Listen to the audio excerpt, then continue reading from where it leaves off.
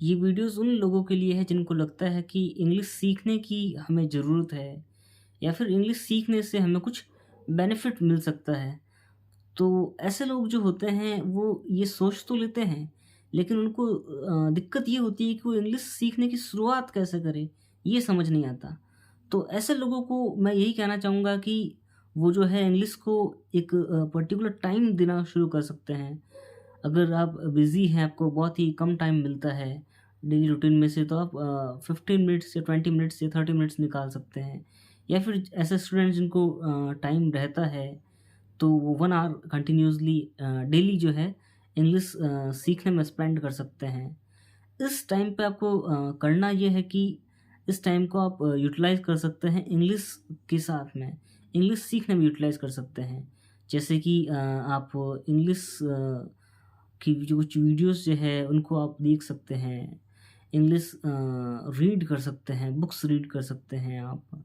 English listen कर सकते हैं, कुछ रिकॉर्डिंग्स, कुछ इंटरव्यूज़ जो है इंग्लिश के वो लिसन कर सकते हैं। अब इससे होगा ये कि आपको एक टाइम के बाद में 15 डेज़, 20 डेज़ के बाद में ये समझ आने लगेगा कि किस चीज़ में आपको मेन इश्यूज़ आ रहे हैं। कि आप ऐसा हो रहा है कि आप इंग्लिश के वीडियोज़ जब वॉच कर रहे हैं तो आपको लैंग्वेजेस समझने में कुछ इश्यूज़ आ रहे हैं, या फिर आप रीड कर रहे हैं तो रीड में आप कुछ वर्ड्स ऐसे होते हैं जिनको प्रोनाउंस करने में आपको इश्यूज़ आ रहे हैं।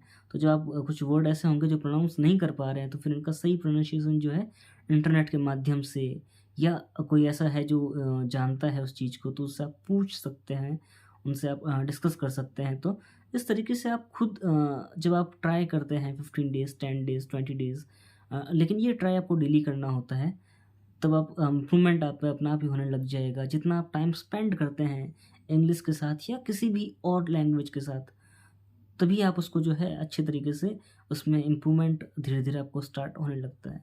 ये बात सिर्फ़ इंग्लिश लैंग्वेज सीखने पर ही लागू नहीं होती, कोई भी काम जो आप सीखना चाहते हैं, उसको सीखने की आपको इच्छा हो रही है, तो आप उस पर टाइम देना स्टार्ट कर दीजिए। जब हम बात इंग्लिश सीखने की कर रहे होते हैं, तो लैंग्वेज सीखने में आपको इन चीज़ों पर ध्यान देना है, रीडिंग, वॉचिंग, स्पीकिंग।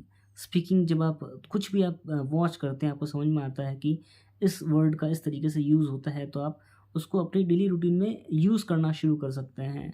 हो सकता है कि शुरुआत में आपको यूज़ करने में दिक्कत आए, लेकिन धीरे-धीरे जब आप उसकी आदत में हो जाओगे, तब फिर वो आपको इश्यूज़ फेस नहीं करने पड़ेंगे कुछ टाइम पीरियड के बाद में। तो इस तरीके से एक फ़िक्स अमाउंट ऑफ टाइम आप डेली बेसिस पे कर सकते हैं, यूज़ कर सकते हैं इंग्लिश को सीखने के लिए, यूटिलाइज़ कर सकते हैं अपने टाइम का। इस तरीके से आप जो है इंग्लिश सीख सकते हैं।